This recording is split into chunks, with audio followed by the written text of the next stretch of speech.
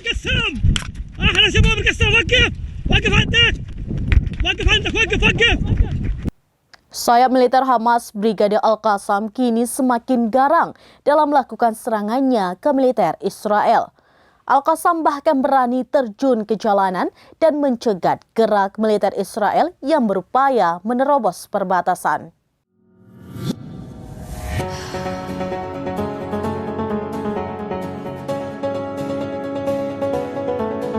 Sayap militer Hamas Brigade Al-Qassam kini semakin garang dalam melakukan serangan ke militer Israel. Al-Qassam bahkan berani terjun ke jalanan dan mencegat gerak militer Israel yang berupaya menerobos perbatasan. Di mana sejumlah pasukan Al-Qassam itu berlari dengan berbekal senapan laras panjang. Video detik-detik Brigade Al-Qassam mencegat pasukan Israel itu beredar di Telegram pada Rabu 8 November 2023.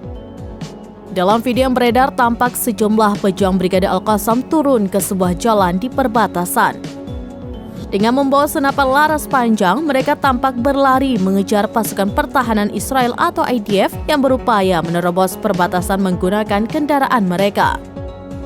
Rentetan tembakan pun diluncurkan ke arah kendaraan yang digunakan pasukan Israel.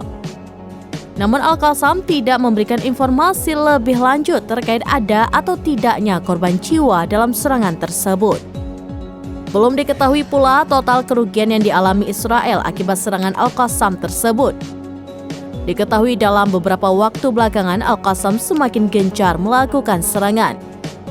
Bahkan sebelum serangan di jalanan tersebut, Al-Qassam juga mengklaim bahwa pasukannya terlibat bentrok dengan militer Israel di Bet Lahia, di mana dalam bentrokan tersebut Al-Qassam berhasil menghancurkan sejumlah tank. Sejumlah tentara Israel pun dinyatakan tewas terpanggang di dalam bangunan.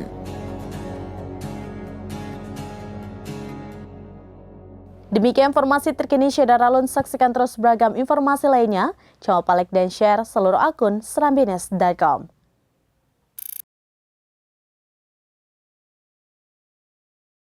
Download Tribun X sekarang, menghadirkan lokal menjadi Indonesia.